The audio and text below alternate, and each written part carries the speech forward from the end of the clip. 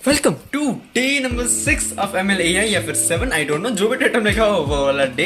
And I am really sorry, मैं बहुत ज़्यादा लेट हो गया बिकॉज मैं थोड़ा बहुत लेजी हो गया था। ठीक है, आई एक्सेप्ट माई मिस्टेक्स। लेकिन आज के बाद अब से तुमको रेगुलर वीडियोस देखने को मिलेंगे। अब सीधा हम लोग आते हैं पॉइंट पे, और मैंने क्या क्या सीखा है उसके बारे में तुमको दिखाता हूँ। एंड AIML जर्नी में हम लोग अब धीरे धीरे प्रोग्रेस करते जा रहे हैं। आज हम लोग सीखने वाले हैं मैट्रिक्स क्या होता है, मैट्रिक्स मल्टीप्लिकेशन कैसे होता है, मैट्रिक्स एडिशन क्या होता है, मैट्रिक्स सब्ट्रैक्शन क्या होता है, स्केलर, वेक्टर, मैट्रिक्स एक्सटेंसर, ये जो हमारी ये सारी चीज़ों का इस्तेमाल क्या होता है MLAI में, और जो हमारा प्रिडिक्शन होता है स्टॉक मार्केट प्रिडिक्शन, फिर हमारा हो गया हाउस की प्राइसेस का प्रिडिक्शन, फिर हमारा हो गया फ्यूचर में आने वाले जो प्रोडक्ट्स है उनका प्रिडिक्शन, या फिर भाव कितना बढ़ने वाला है टमाटर गाजर सबका, उसका प्रिडिक्शन।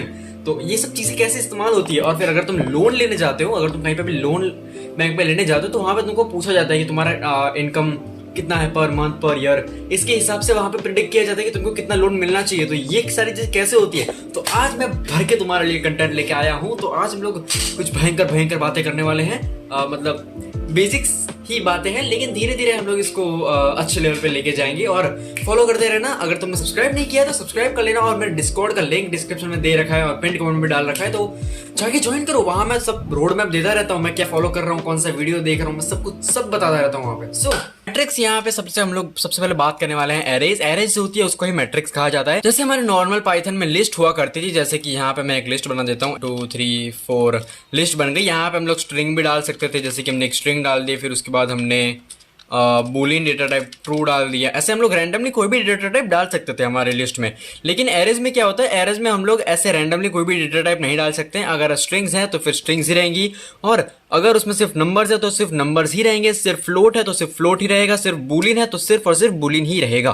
तो ये होता है डिफरेंस लिस्ट और मैट्रिक्स में। और लिस्ट में क्या होता है, अगर कैलकुलेट करते हैं हम लोग, कोई कैलकुलेशन वगैरह चीजें कर रहे हैं हम लोग, तो लिस्ट में वो स्लो होता है कंपेरेटिवली मैट्रिक्स के साथ। मैट्रिक्स में अगर तुम मल्टीप्लिकेशन या फिर कोई भी मैथमेटिकल ऑपरेशंस करते हो तो बहुत ज़्यादा फास्ट होता है कंपेयर टू लिस्ट के साथ, तो इसलिए मैट्रिक्स का बहुत ज़्यादा यूज़ किया जाता है। अब यहाँ पे एक्चुअली होता क्या है, तुमको एक चीज़ दिखाता हूँ कि प्रिडिक्शन कैसे किया जाता है और क्या क्या चीज़ें होती है यहाँ पे जो काम करती है पीछे बैकग्राउंड में। तो अगर तुम्हें बेसिक अलजेब्रा आता हो, जैसे कि y = mx + c हमारे स्ट्रेट लाइन की इक्वेशन हो गई, तो ये सारे जो अलजेब्रा लीनियर रेगुलेशन होता है, ये सारी चीज़ों को इस्तेमाल किया जाता है। जैसे कि अगर तुम 11th में अगर तुमने साइंस लिया हो, मैथ्स के स्टूडेंट हो गए, तो वहाँ पे ऐसे कई सारे क्वेश्चन आते हैं लीनियर अलजेब्रा में कि अगर मिल्क का प्राइस हमारा है 70 रुपीज़, तो 40th डे पे हमारा प्राइस 90 रुपये है, 30th डे पे हमारा प्राइस 70 रुपये है। तो अगर हम लोग आगे पूछे हम लोगों को कि अगर 50th डे पे पूछे, 70th डे पे पूछे, या फिर 100th डे पे पूछे कि इसका क्या भाव होगा, तो इसके हिसाब से हम लोग एक लीनियर अलजेब्रा की इक्वेशन बनाते हैं, जिससे हम लोग प्रिडिक्ट करते हैं कि आगे इसका क्या मार्केट में रेट चलने वाला है। ऐसा ही मैट्रिक्स में होता है। मैट्रिक्स कैसे बनाई जाती है, जैसे कि हमने एक एरे बना दी, एरे 1 करके हम लोग बना देते हैं NP। यहाँ पे हमने क्या किया, एक एरे लिया है 1,5, उसको हमने प्रिंट कर दिया है। तो ऐसे करके और भी कई सारे मैट्रिक्स होते हैं, ये इसके डायमेंशन होते हैं। डायमेंशन क्या होता है, रोज और कॉलम्स को हम लोग काउंट करते हैं, उसके हिसाब से हमारा डायमेंशन होता है। जैसे कि ये जो हमारी एरे होगी, ये हमारे 2 डायमेंशनल एरे हो जाएगी। क्यों? क्योंकि यहाँ पे 2 रोज हैं और हमारे 1 2 3 कॉलम्स है, तो ये हमारी 2 डायमेंशनल एरे हो जाएगी।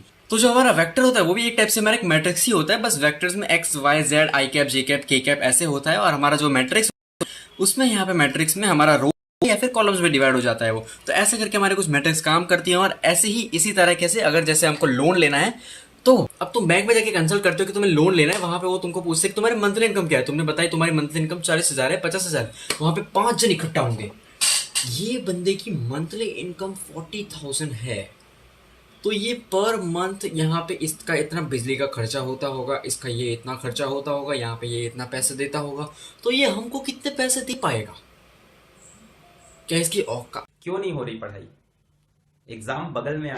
तो वहां पे एक एप्लीकेशन बना दी जाती है जो कि प्रेडिक्ट करती है कि ये बंदे को कितने का लोन देना चाहिए, या फिर ये बंदे को कितने का लोन मिल सकता है। तो ऐसे ही करके अगर तुम लोन लेने जाते हो तो वो तुमको बताते हैं कि तुम्हें 1 लाख का ही लोन मिल सकता है, उससे ज़्यादा नहीं मिल सकता, क्योंकि तुम्हारी इनकम जो कि हमारा बेस लाइन है उससे ऊपर की है, या फिर बेस लाइन से नीचे की है। तो ऐसे काम करता है ये, ठीक है। सो आज के वीडियो को बस इतना ही, मैंने तुमको सारा बेसिक्स बता दिया। अभी हम लोग और आगे भी जाएंगे। इंस्टाग्राम पे फॉलो कर लेना, उसकी भी लिंक दे दी है मैंने।